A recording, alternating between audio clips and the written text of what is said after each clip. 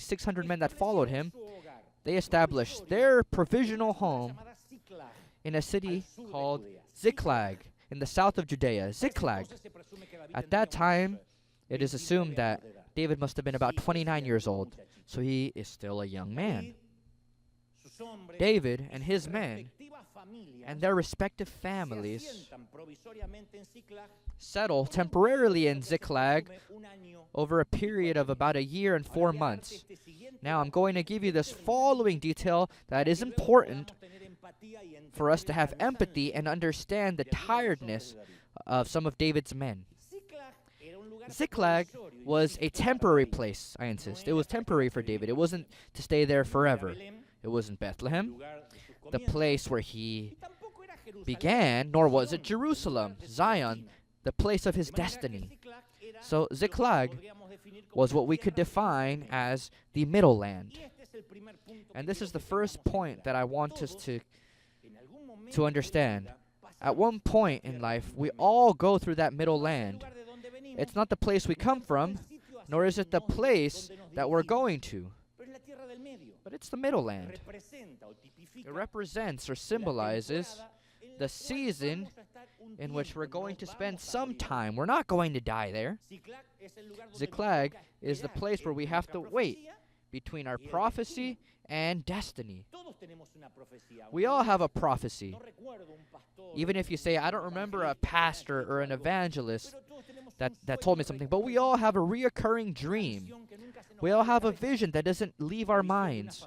The vision of a family, the vision of a ministry, of a business, of a company, of your home on the shore or in the forest, wherever you dream it. There are always dreams that come and go, but there's one that remains like a photograph. I call it the prophecy, something that comes in a reoccurring fashion. The thing that we believe sooner or later will live, will be there. But meanwhile, while that comes, you have to wait. It doesn't just come from night to day. There are those that work very hard and are still not managers or owners of their own companies. There are others that are serving anonymously in the church, and they're still not there fulfilling that dream that they once believed God placed in their hearts. What's true is that if God wants us for a great assignment, there is no way to avoid the waiting period, what I call the Middle Land. I know it's difficult. I know it fills us with anxiety, but we have to wait. At one point or another, we're all in a place where we have to wait, and we can't do any more than just trust in God and know that He is in control. That period of waiting that we know is a controlled environment by God, but you still become anxious because you know that you're close to the fulfillment. You know that what God promised will happen, but don't tell me that there aren't mornings where you wake up and you say, today I feel further than ever from the fulfillment. Maybe I'll die here. The Middle Land is where time seems to stop. And though we continue to believe deep down inside the thing that God told us, it's still not time to marry that prophecy and divorce ourselves from reality. We still have to deal with the reality. The reality can be a process that doesn't work for us, papers that are stuck. The reality can be the lack of legality in this country. It's not what you dreamt of. It's not what you want for your children, but you have to wait. You have to trust in God's providence. You still can't divorce yourself from reality to marry your dream. We're still in that waiting period. Ziklag represents that waiting period. That road with no signs that begins to make us desperate. Those of us that are local, if we've ever been to Las Vegas, you must remember that at one point they tell you, this is the last gas station you're going to see for hours. And those that say, I'll make it. They're the ones that get stuck in the middle of the desert with the coyotes lost, so you have to pump gas because there's a long road ahead of you with no stops. There's a whole road with no signs, no directions. We would love to hear you're still on your way to Vegas. You're still keep going. But no, nothing. You don't know that you're going the right way. But it's a road where there's no signs, no signals. We know we're halfway there. We know we're not there yet, but you have to continue. Well, that's the Middle Land that we all live at one point or another, where there are no signs, no signals. The point is that David decides to settle there in Ziklag, but one day he decides to take his 600 soldiers. He takes them on a 3-day expedition. I assume that it's to go and get more resources, find more loot, and he leaves his family, he leaves all the families in Ziklag. They go on an expedition of war. It's not a man's retreat where they're going to drink beer and watch soccer games. No, they're on a military expedition. Meanwhile, all their families remain in Ziklag. They return 3 days later, David and his 600 men, and from far away, they observe ominous smoke columns that rise on the horizon, and they fear the worst until finally they come close enough and confirm their nightmare. When they make it to Ziklag, when they get to their tents, they're in horror. The city had been attacked, looted, burnt. Each home, each construction that David and his men had built had been reduced to rubble. A band of raiders, of Amalekites, had devastated the camp, and they took all the women captive. They set the city on fire. They took all the children as well. This, without a doubt, was the worst day of David's life. In a single day, he lost everything. His possessions were stolen. His home had been burnt. His family kidnapped as hostages. I think we've all had a bad day, but I don't think you can say that in one day they burnt your home, took your children, and took your wife. No, this is a tragedy. And I think there's nothing worse than being in a place where you assume you're in between the prophecy and your destiny. You're waiting. A place that isn't ideal, but it's at least safe and secure. It's a place, a city of refuge. And then suddenly, we lose that as well. I've heard many testimonies from people that say, Dante, I don't have any problem waiting, but I don't want to have to wait with broken health. I at least ask the Lord for health. Others say, I know that I still haven't reached my prophecy, but the only thing I ask for is to have a united family. Is that too much to ask for?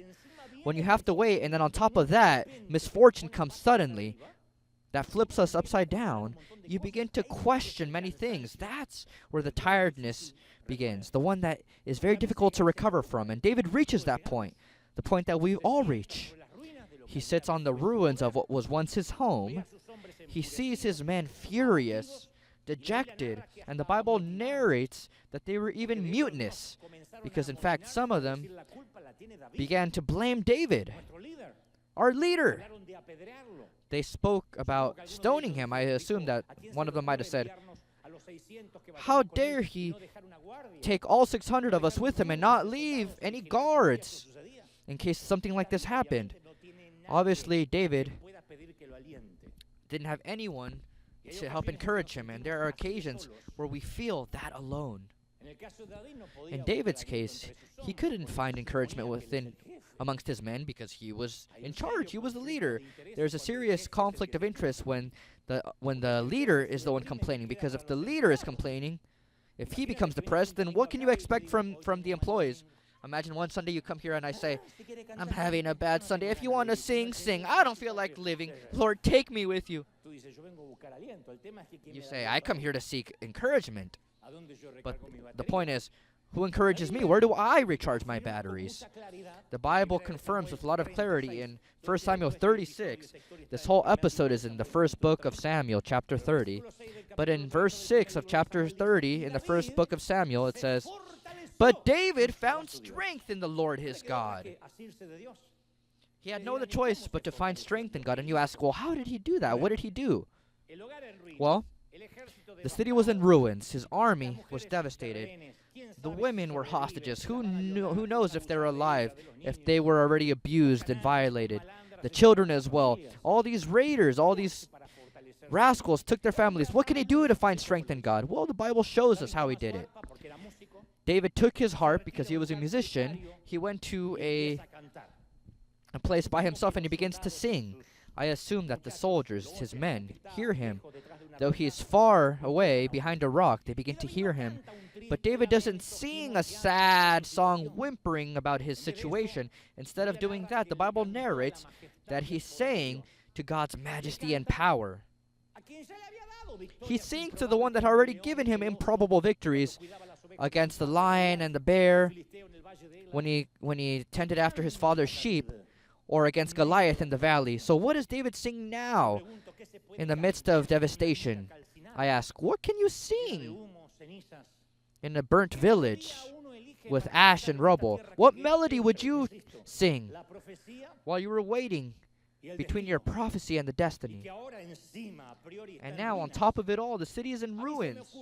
It occurs to me yesterday, I was thinking this, that it's very likely that he must have chosen Psalm 34, and these are the reasons why. First, it's the one ideal song while this all happens. Later on, he composed more psalms, but David was much older. At this point in David's life, this was the ideal song if you wanted to find strength in God. There's a subtitle that says, David sang this when he wanted to strengthen himself in God. God had written this psalm, Psalm 34, just 2 years before this incident, when he had been freed from a Philistine king named Abimelech.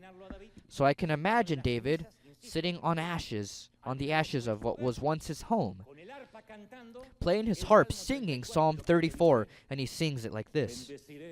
I will praise the Lord at all times. I will constantly speak his praises.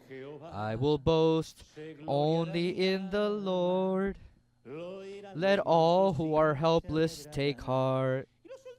And the soldiers begin to listen closer, like nosy neighbors, and David lifts his voice and says, Come, let us tell of the Lord's greatness. Let us exalt his name together. I prayed to the Lord, and he answered me. He freed me from all of my fears. I'll sing it again. Come, let us tell of the Lord's greatness. Let us exalt his name together. Really? David's singing that? He feels like singing? I prayed to the Lord, and he answered me. He freed me from all of my fears. David saying, I will praise the Lord at all times. At all times. Good times, bad times, times of prophecy, times of destiny, and times of waiting, times in the middle. I will praise the Lord during my waiting period. I will constantly speak his praises. When his praise is in our mouth, there is no complaint. We don't speak negatively. Praise is the native tongue, the vernacular tongue of faith. And then David sings, Come, let us tell of the Lord's greatness. God doesn't need David to make him great, but it's David who needs to see him in a new perspective. When you see something in a telescope, the size of the planet doesn't change. You don't say, oh, it became bigger. No, we begin to see it as it is. What changes with the telescope is our perception of the object. So when we're in the middle of the ashes, you have to find a way to not make the problem bigger, not make the enemy greater. The more we speak about the symptoms, the more we talk about the cancer, the more we talk about the problem that we have, we give it more strength. Now, I'm not saying that you can't share it. I'm not saying we can't speak about what's happening, but every phone call, every text message makes the problem bigger. It becomes bigger in our eyes. We shouldn't use a magnifying glass on the problem, but do what David did. Put it on God. When you praise God's greatness, it makes the problem smaller. God is so great that the problem is trivial. It's petty. Yes or no? So while David sings, Come, let us tell of the Lord's greatness, his face begins to change. And that's what we do during every service. When we sing and worship, we're not just buying time. We're not making time go by faster. It's because I can see from here that the faces change. I enjoy watching you because I see you. Many of you come here very sad. You arrive with a frown on your face, but then I see you singing, I see you crying. Some come with the face to say, I'm going to bite you at any second, but then you turn into tender little kitties, because that's what worship produces. David's men also noticed the change, because when a man or a woman is strengthened in the Lord, They stand out amongst a group of discouraged people. And people ask, where does this person get the strength to look this way or to do this? Those that are leaders, God gives the strength of resilience. I always say that the way to know if you're a leader, it's not the responsibility that an organization gives you, but it's do you have the resilience to reinvent yourself, to get back off the canvas? Can you continue on? There are people that through a divorce or bankruptcy or a separation or a death or an illness, it exterminates them, it liquidates them. I'm not underestimating them, I'm just saying that's their emotional structure. But there are others that say, I gotta breathe and continue on. It has to do with an internal re-engineering that doesn't necessarily have to do with praying more, praying less. My grandmother didn't even know the Lord, but she was the strongest woman that I ever knew. The German woman was like a cyborg, a robot. I think that when she died, they donated her bones because they weren't actually bones, they were iron, and she put up with being a widow. She was an orphan from a young age. And we would ask, Grandma, how do you do it? She would say, well, what other choice do I have? If I don't work, how will we eat? And she would go out with a smile. She would go out and buy groceries. She died at the age of 102. Impressive. I think she got to heaven, and they said, what are you doing here? You should have lived more, because she was like the Duracell bunny, the Energizer bunny. That's an essential attribute in leadership. It's not that you don't have problems, it's that you don't lose your joy despite the problems. I always say the enemy can only steal our joy. He can't steal your children, but he can take the joy of having children. He can't take your partner, but he can take the joy of having a partner. He can't steal your home, but he can take the joy of having your home. So that's why when David fails the Lord, he doesn't say, return my salvation. He knows he won't lose it. He says, give me back the joy of my salvation. Because if you lose the joy, you lose it all. Now, the enemy can never take our joy. If he can never do that, then we have no limits of growth. The enemy is aware of the spiritual truth revealed in Nehemiah 8:10, where it says, don't be dejected and sad, for the joy of the Lord is your strength. It is your energy. Do you believe it, yes or no? That joy lifts us up. And James adds in his letter, consider it an opportunity for great joy when troubles of any kind come your way. So it's a decision. Joy is an intentional decision against all instincts. Your instinct says, today you have to be bitter. But your spirit says, no, I'm going to rejoice. Though there are no reasons, I will rejoice. I'm not going to allow my emotions to govern me. I'm going to govern my emotions. I'm going to be the governor of the kingdom of my soul. I'm going to govern. It's an intentional decision. It's not easy, but it's a decision.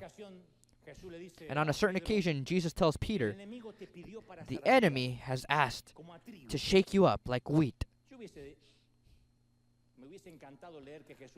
I would have loved to read that Jesus said, and then I told the enemy, don't you dare touch my son, because we love that. Hey, what's going on? But no, Jesus said, all right, the guy's going to shake you up, but one of the ways you shake up wheat is to put it in a sieve and shake it violently. But there's another way that is used in India nowadays, and that's where you throw wheat into the air, taking advantage of currents of air, of wind.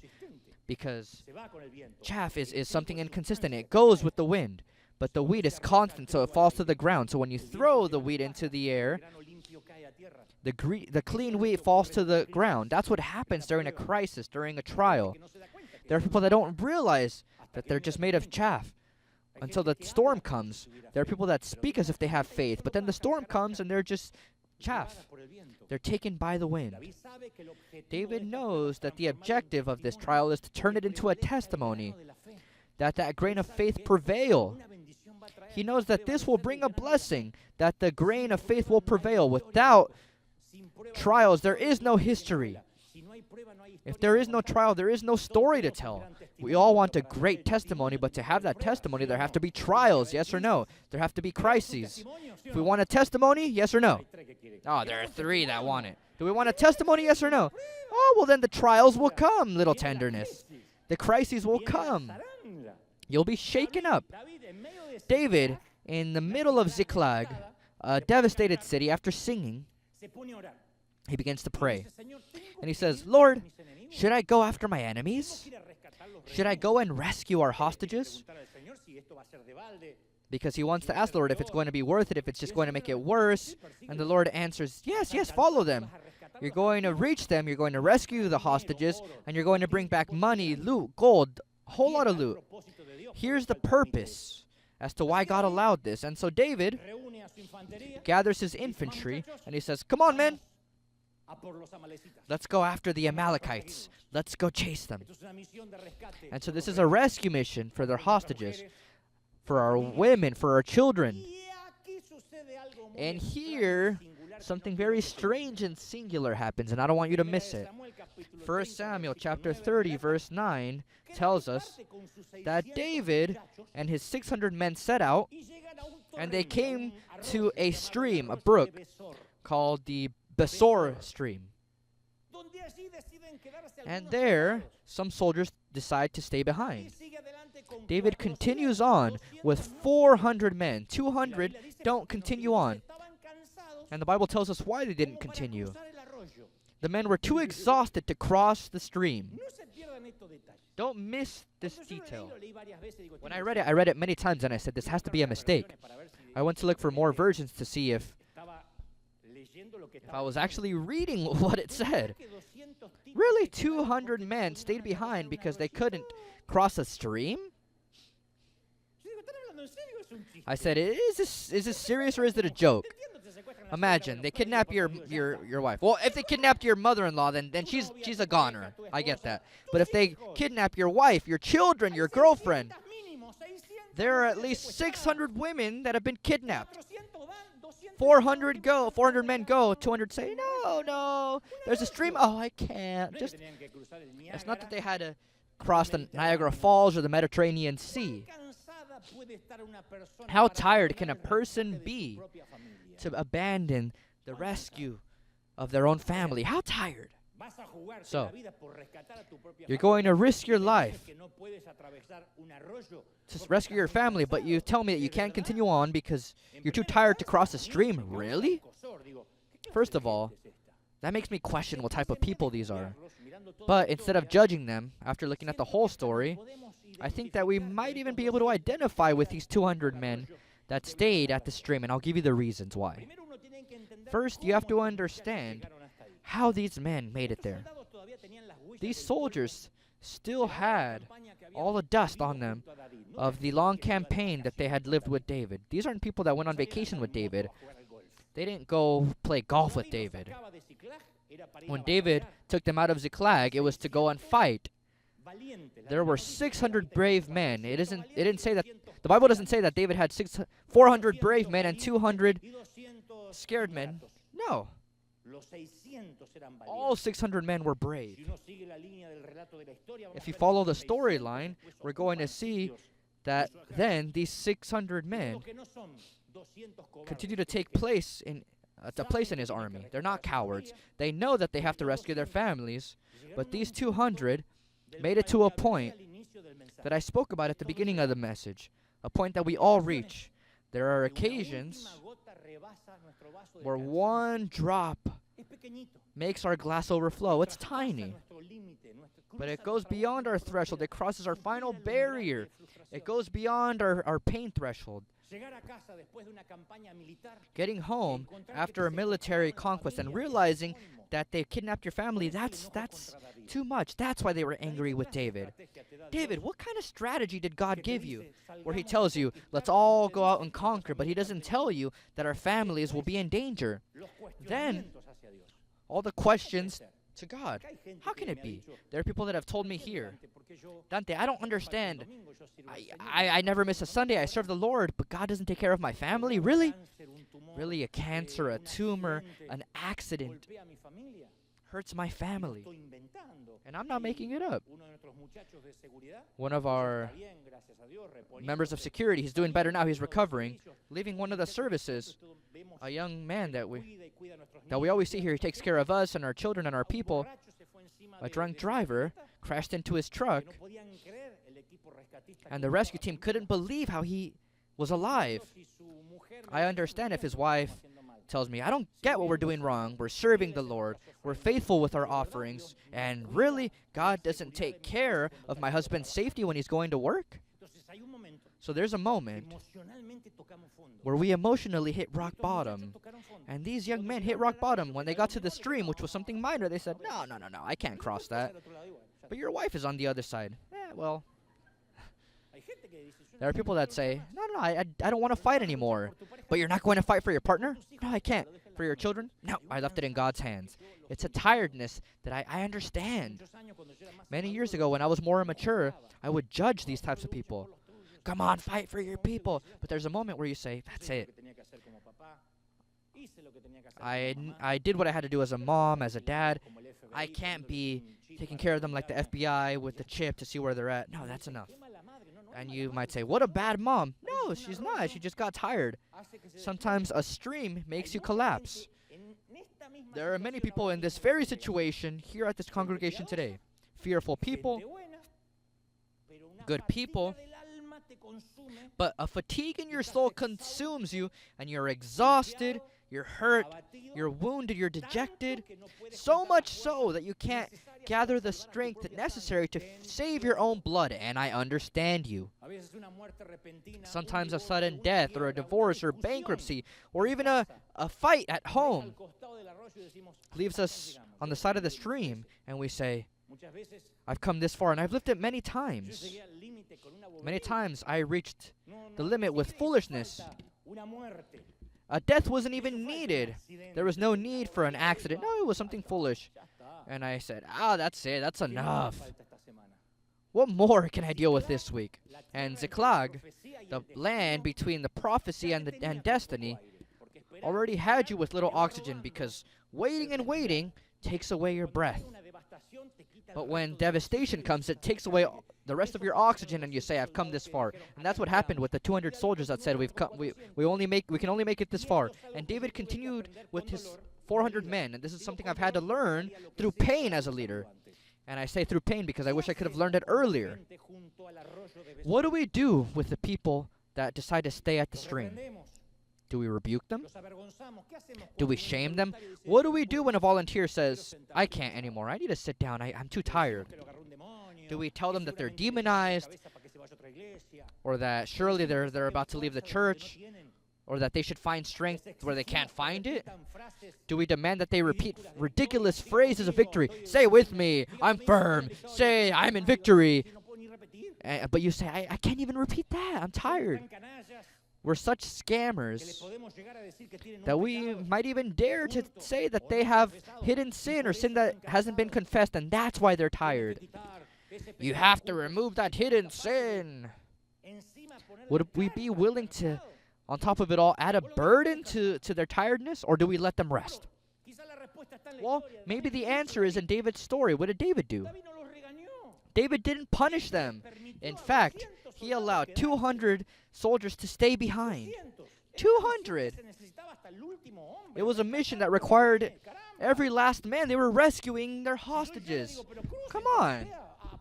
I would have said, come on, cross however you can. I'll kick you through the river, through the stream. David had to go to battle with just 400 men. He was dealing with inferior conditions, but what did David say? He said, all right, it's fine. Those that want to stay behind. And David continues on with 400 of the 600 men. The Bible narrates that they descend on the enemies like hawks on the Amalekite rats. They rescue each woman, each infant. Every Amalekite bites the dust, leaving behind precious loot and riches. And I don't want us to miss these details. All the wives, all the women, the girlfriends, I don't know, all the partners and the children were rescued. All of them. There were no casualties, no one was tortured, and if there were, they made it out alive. And now I have a mental exercise for all the women present today. Men, continue the way you have until now, not using your brain, but this is a mental exercise for women. Imagine that in this past week, some raiders enter your home when the man of the house is not present. They take all that you have. They drag you out of the house along with your children, and they take you as captives. They kidnap you. The first thing you think is, I'm never going to see my family again. But you imagine that your beloved is doing the impossible to find you. As the weeks go by, in the case of these women that had been kidnapped for a couple weeks, maybe in a cell or a cage, one day they lift their eyes and they can hear the cavalry, the search squad, David's men. And they say, "How, Gertrude, I told you they'd come for us." And all the women are happy because the men are coming. They assault the camp like in movies. Obviously, all the soldiers can't find their respective women. They have to just rescue them all indiscriminately. So one of the soldiers that fights along with your husband, you know him because he's come to certain parties. He picks you up. He kicks down the door, and he says, "Now run." So he saves you. He brings you out. And he says, "There's nothing to fear, beautiful. Just hold on."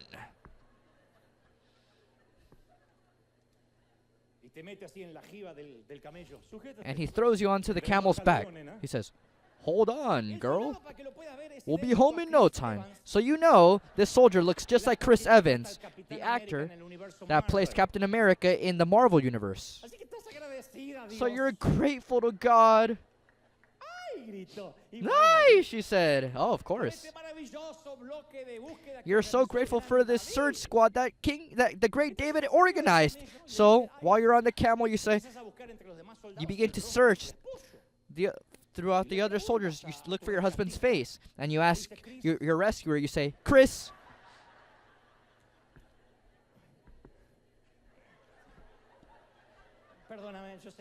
I'm sorry, I know that we're on our way home, but my beloved, where's my beloved husband?" And so Captain America stops his camel and says, "I'm sorry, girl. Your husband was too tired. He's waiting for you back at the stream." And you say, he what? He stayed by the side of a stream? Yeah, he was too tired to cross it. Oh, my husband was too tired. There are at least 200 wives that are fed up, irate. But they have to make it back to Ziklag, or the ruins that were once Ziklag. Of course, before they get there, they have to stop at the stream. And now David and his 400 men return with all the loot, all the riches that they found that belonged to the Amalekites, with almost more than 600 wives, all the children rescued, including the families of the 200 that stayed behind because they were tired. And as they're coming down the hills, they look to the stream and they see these men resting like this,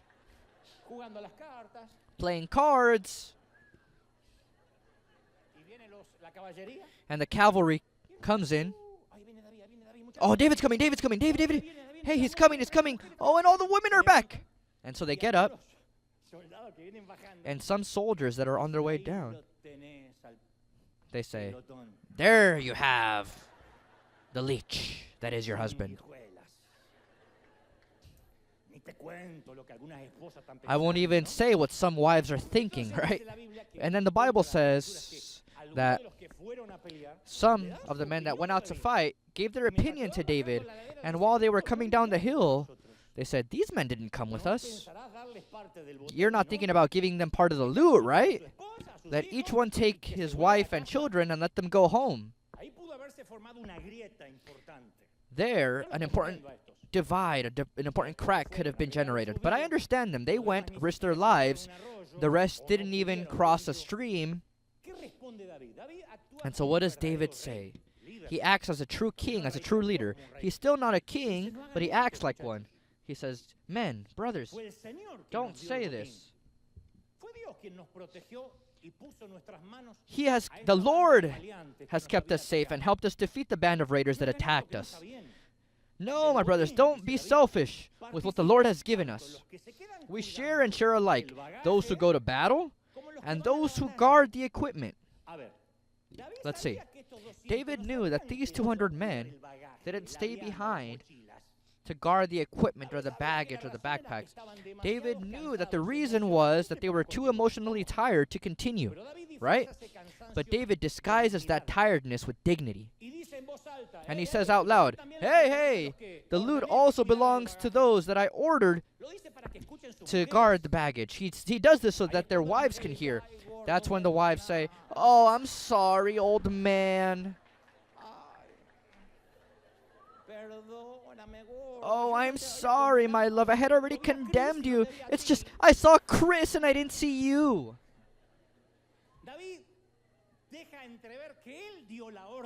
David makes it seem like he gave the order to these 200 men to stay behind.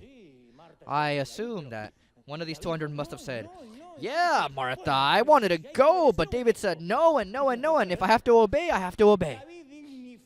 David dignified the decision of all those soldiers to stay behind.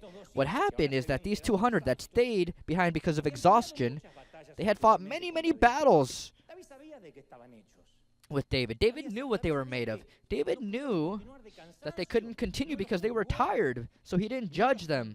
He didn't condemn them. Because it wasn't cowardice, it was an extreme exhaustion. I think this is one of the things that we have to learn as Christians. That not only do we condemn those that are tired and those that are wounded, but sometimes we even knock them down. And as soon as someone fails, we exterminate them as if we never fail. And we exterminate those that publicly fail, when if our secret lies were exposed, then we would also be in the same situation of those that we condemn today. But we have the bad habit of pointing a finger, thinking that those that are depressed are demonized, and that's a fallacy. I'm not saying that there aren't people that are taken by the enemy, but the majority of people just can't continue on. It's a matter of catharsis. When the body somatizes, it's confirmed by scientists. The body clinically somatizes everything that happens to it emotionally, and sometimes it ends up in diabetes. You can have heart problems. You can have problems with your breathing. We begin to have problems just breathing. Why? Because there's an accumulation of stress, of problems that are unresolved that the body somatizes. In more simple terms, when you judge someone that's depressed and we say, oh, this guy, this girl, I can't understand how they don't even feel like showering. In simple terms, sometimes depression is a mixture of salts, of chemicals in our brain. And for some reason, when these salts mix, it's as if the incorrect condiments mixed and the person can no longer reason or think.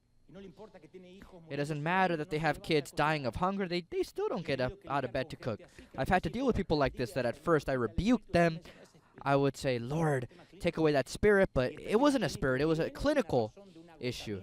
And in this case, it comes from spiritual exhaustion. And so David understands these men. They're not new recruits. They had fought thousands of battles by his side. They have nothing more to prove. And that's where David bases his law of loot on a precedent from Moses. During Moses' time, there was an army of 12,000 soldiers that defeated the Midianites, and Moses said, I want to give the following instructions. The loot should be spread equally amongst those that went to war and those that stayed behind. 337,500 sheep for those that went and for those that stayed behind. 36,000 cows for those that went to battle, and 36,000 for those that stayed behind. And David based himself on that same law. He said, everyone will share the same loot. All the exhausted soldiers at the stream will have the dignity of those that fought. And he fixed his eyes on that forgotten infantry. And I know that today, this afternoon, there are many soldiers that are a part of that forgotten infantry because you failed in a congregation and they set you aside, or a pastor that no longer wanted to help you. Someone that was next to you your whole life said no more, and so you feel alone, you feel tired, you feel like it's not worth it. They degraded you. But there's a phrase from David that surprises me. He says,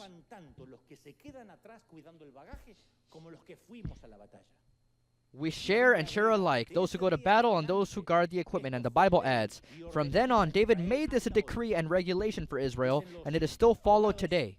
Lawyers say that this is the first time we find jurisprudence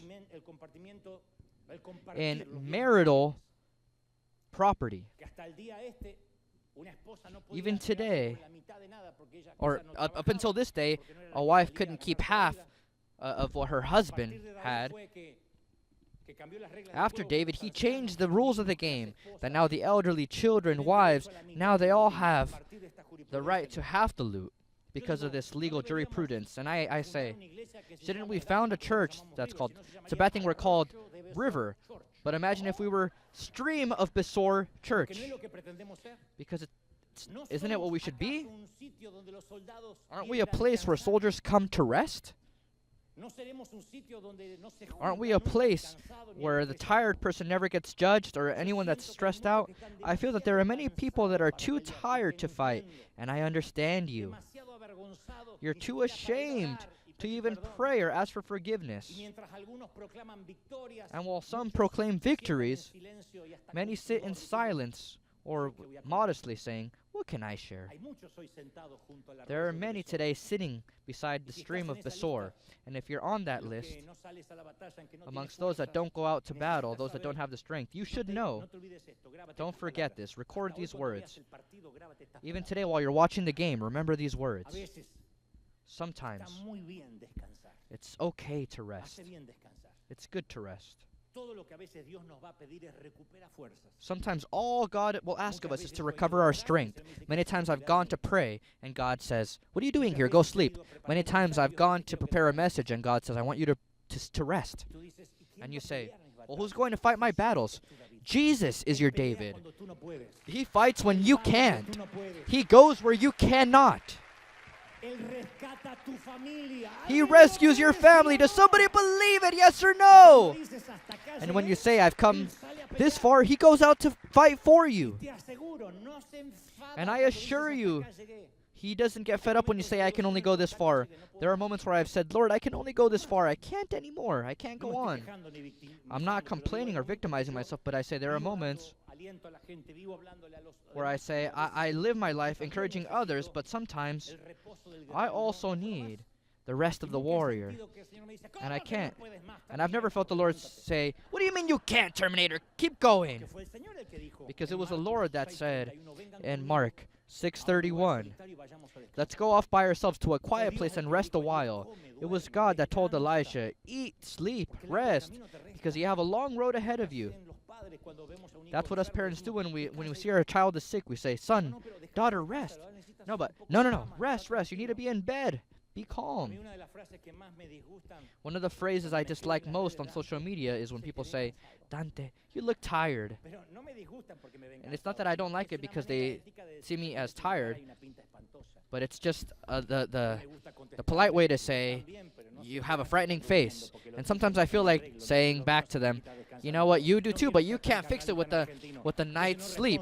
I don't want to be so fleshly or Argentinian, so I hold it in like a Colombian. I hold it in.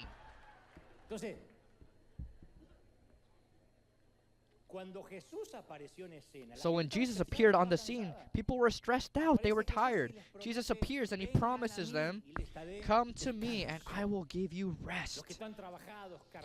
Those that are tired and weary, I will give you rest. It was a gust of fresh air. Jesus promised an easy burden, a light yoke.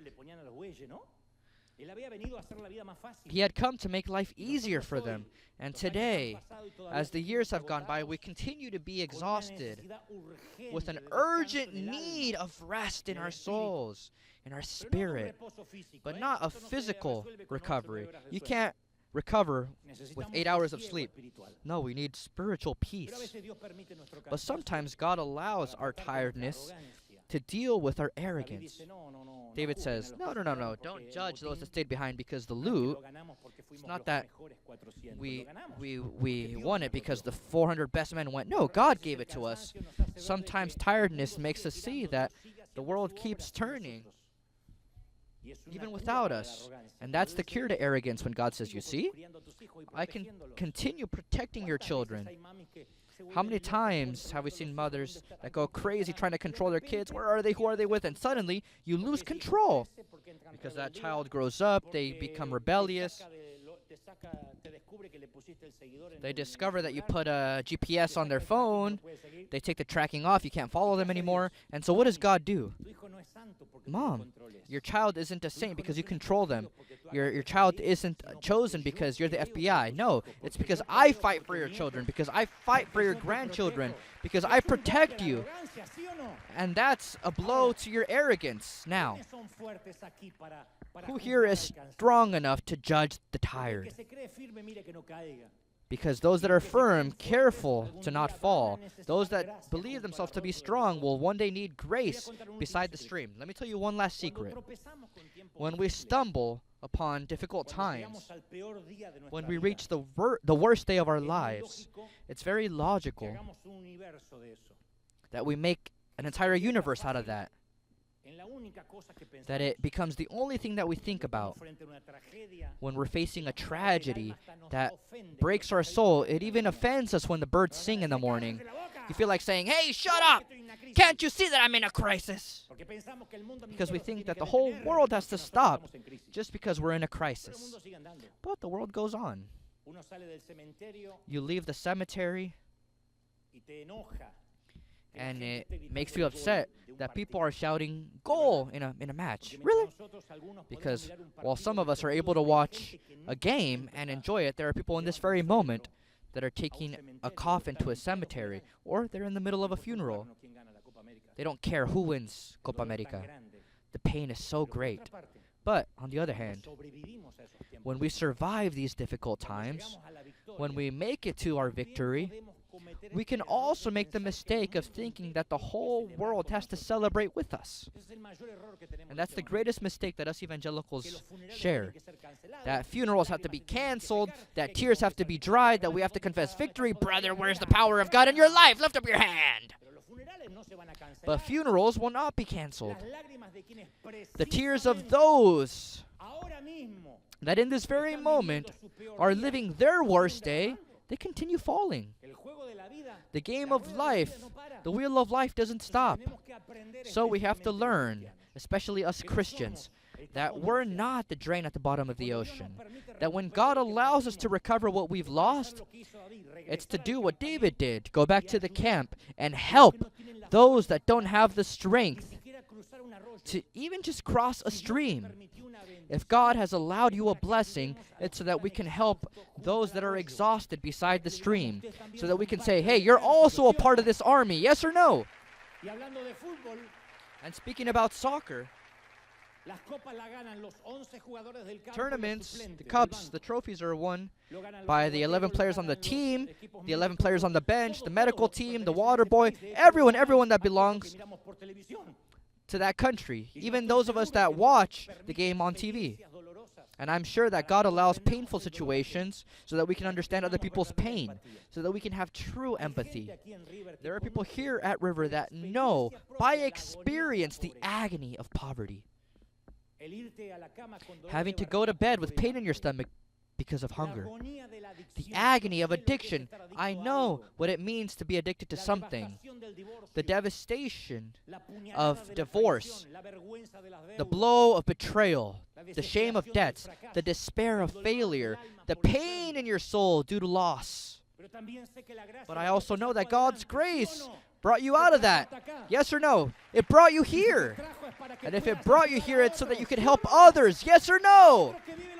Others that are living through the same thing. So that you can be an agent of grace, an agent of change. And let me tell you quickly, and then I'll let you go. Amongst Samson's adventures, there's an experience of being attacked by a lion.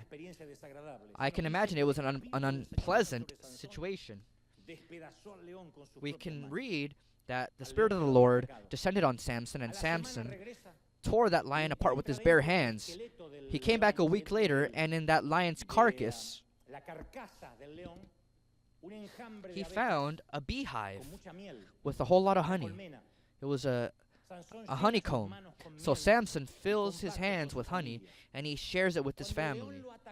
When the lion attacked him, his hands were empty. Now his hands are filled with honey. Samson didn't store away the honey, but he shared it, and he even said in Judges 14:14, "Out of the one who eats came something to eat. Out of the strong came something sweet." How can an attack make us stronger? How is it that an attempt to make us bitter, an attempt from the devil, how can that be turned into sweetness? When somebody wants to knock us down, they just end up making us rise higher. Well, that's God's grace. The Lord tells me there will be sweetness at the end of this month. The year will not end without you seeing God's glory. Does somebody believe it, yes or no? And the lion's intention of devouring him turned into blessing. It turned into sweetness, something that we were not expecting. And I know that that will happen in our lives. I know it's going to change our perception of what we're living.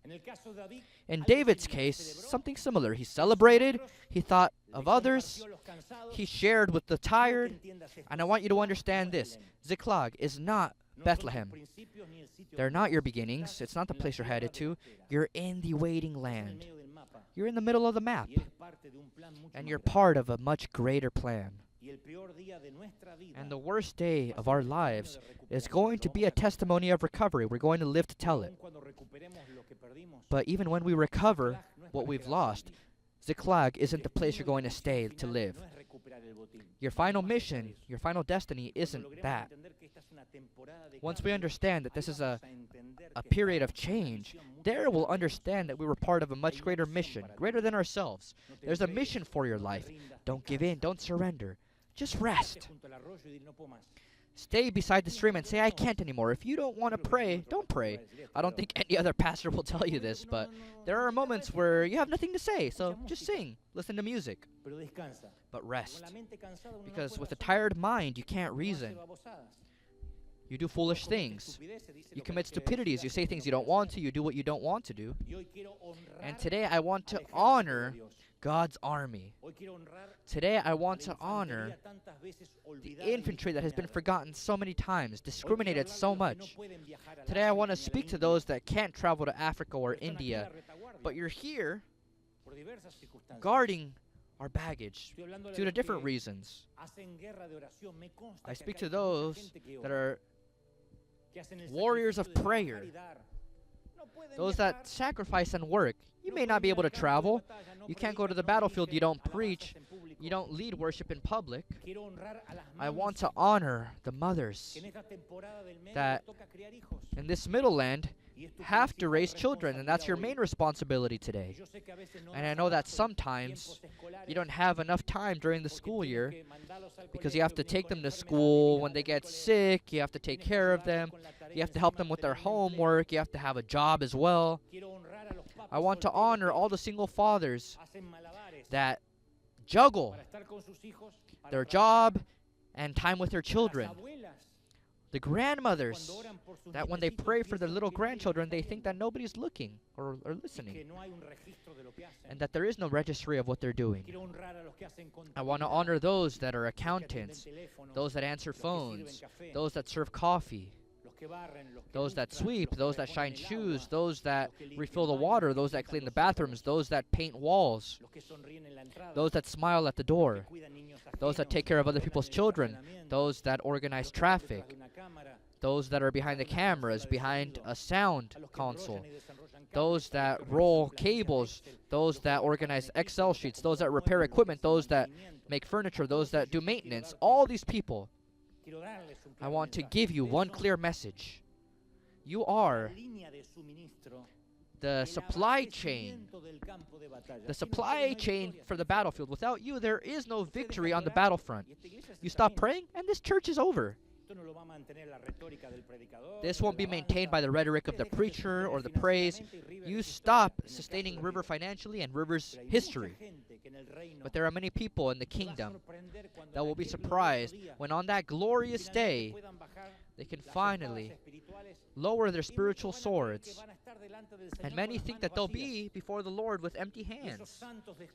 And those unknown, anonymous saints are going to say, I have nothing to present to the Lord. I didn't do anything valuable. I didn't take many souls to Christ. Some didn't take any. I didn't organize any conferences. I didn't lead worship. I didn't preach to a crowd. But they'll be surprised when Jesus begins to spread the loot. Because I can imagine the Apostle Paul getting to heaven, and all the souls that he gained are there applauding him. And then men and women from Antioch appear that were also called to stand beside Paul. Paul doesn't know them, but these are the people that prayed for him, people that fasted, people that sent him and supported him. People that would sacrifice, prayed for him, although they couldn't join him. They never crossed the Mediterranean. They never went to Macedonia. But they're called to share Paul's loot. And so, to stay at home, guarding the baggage, taking care of your children. And when I talk about children, I also speak about adolescents, because sometimes you see them as big. Look at this 15-year-old mastodon and you say, oh, he's a man. No, they're children with hairy legs. That's all. When you see that 17, 18-year-old girl, you say, oh, well, she's a woman. No, she's a girl. Don't be upset those that are 17 or 18, but you're girls. I'm not saying it negatively. What I mean to say is, even as adults, we still need mom and dad. So some parents have to stay behind guarding the baggage because dad left the house, or even mom abandoned us. That's a high calling from Christ. Don't underestimate your job in your home. Corinthians says, but our bodies have many parts, and God has put each part just where he wants it. Some have to maintain homes, others have to work. If you're an usher or a volunteer, then you have a very, very high calling. Each person that sits here in the congregation, I know that you either received half of the message with the smile of the traffic team or the ushers, or I've lost that person. Each person that sits down should have received half of the message through the smile and excellence of those that received them. I can't do it on my own.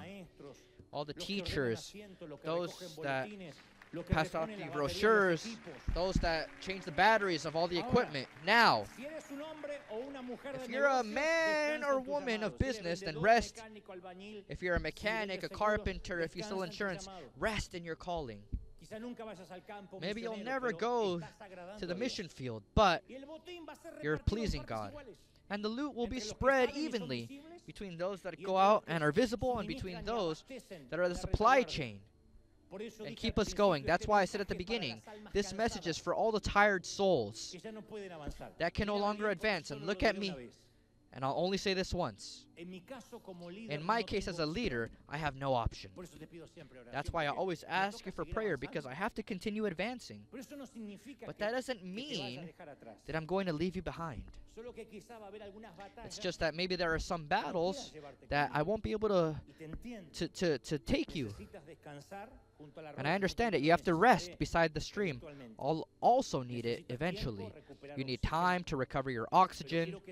But I want you to know, I give you my word of honor, that both of us are on the same battalion, in the same middle land between the prophecy and our destiny. We're not in Jerusalem. We still haven't arrived. So here's what we'll do. You're going to guard the baggage if you're too tired. I'll advance with those that have the strength to do so. You don't have to worry about your family. Jesus will fight for them. In my case as a leader, I have to take care of your children as if they were my own. And on my way back, we'll celebrate together all that God allows us to conquer. You don't have to go to the next battle. We don't have to fight every battle. But I will ask you for an enormous favor. Rest, but that doesn't stop you from worshiping God. Take your harp and sing with me, and we're going to strengthen ourselves in the Lord. Yes or no?